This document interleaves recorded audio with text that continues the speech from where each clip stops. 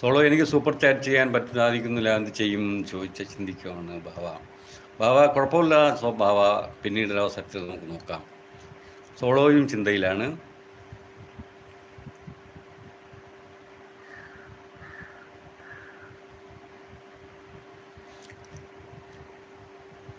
ചോളംപൊരി ഇത് സെൻറ്റിയല്ല, ഇത് സത്യമാണ്. വായന എന്ന ലഹരി മനുഷ്യൻ്റെ ചിന്തകളെ മാറ്റിമറിക്കും.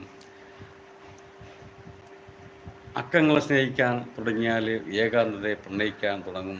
തീർച്ചയായിട്ടും അഗ്നിഹോത്രിയുടെ വാക്കുകൾ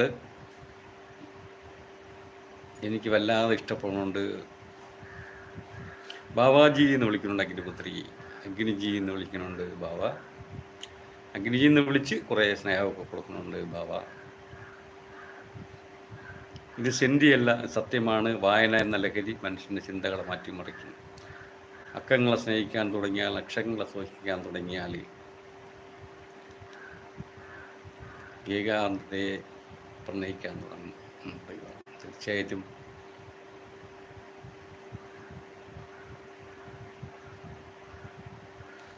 ആ ഏകാന്തതയിൽ നിന്നും ആർജവം ഉൾക്കൊണ്ട് പുതിയ പുതിയ കണ്ടെത്തലുകൾ പരീക്ഷിക്കാമെന്ന് പറയുകയാണ് സോളോ.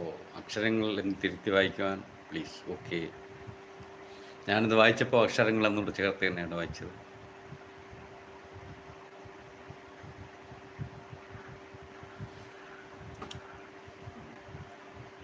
അക്കങ്ങളെ എന്ന് പറയുമ്പോൾ എൻ്റെ മീനിങ് തന്നെ മൊത്തത്തിൽ മാറിപ്പോകും തോന്നല്ലേ.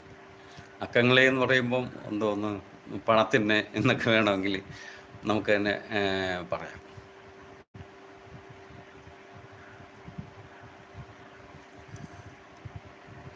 അക്കങ്ങൾ എന്നാണ് എഴുതിപ്പോയി എന്ന് പറയണം അഗ്നിഹോത്രി. അതെ അതെ, അക്കങ്ങൾ എന്ന് പറയുമ്പം മൊത്തത്തിൽ അതിൻ്റെ അർത്ഥം തന്നെ മാറിപ്പോവാണല്ലേ. അക്കങ്ങളെ പ്രണയിക്കുക എന്ന് പറയുമ്പോൾ ഒരുപക്ഷെ പണത്തിനെ പ്രണയിക്കുക എന്നൊക്കെ പറയാം. എനിക്കെന്തായാലും മനസ്സിലായി, അത് വായിക്കുന്നവർക്കൊക്കെ മനസ്സിലാവുകയും ചെയ്യും. അതേ എന്ന് പറയുകയാണ് അതേ അഗ്നിപുത്രി.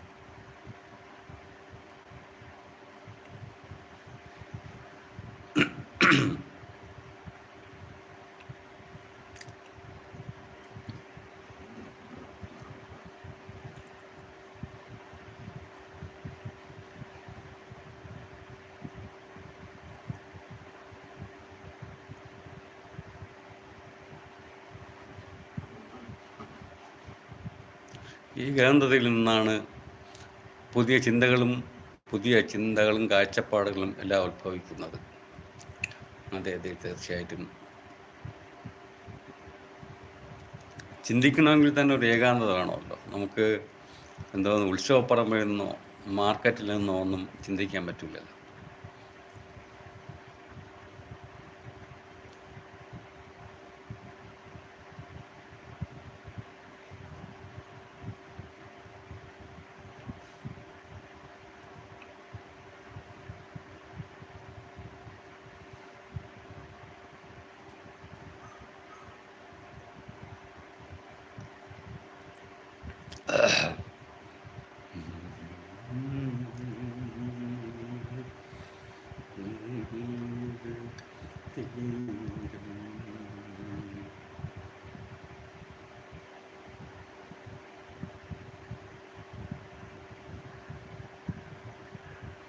സ്വയം കണ്ടെത്തുക, സ്വന്തം കഴിവുകൾ തിരിച്ചറിയുക, മുന്നോട്ട് പോവുക.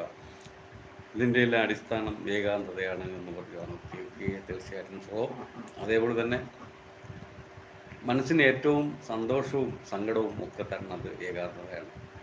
നമുക്ക് നമ്മളെ തിരിച്ചറിയാൻ പറ്റുന്നതും ഏകാന്തതയിലാണ്.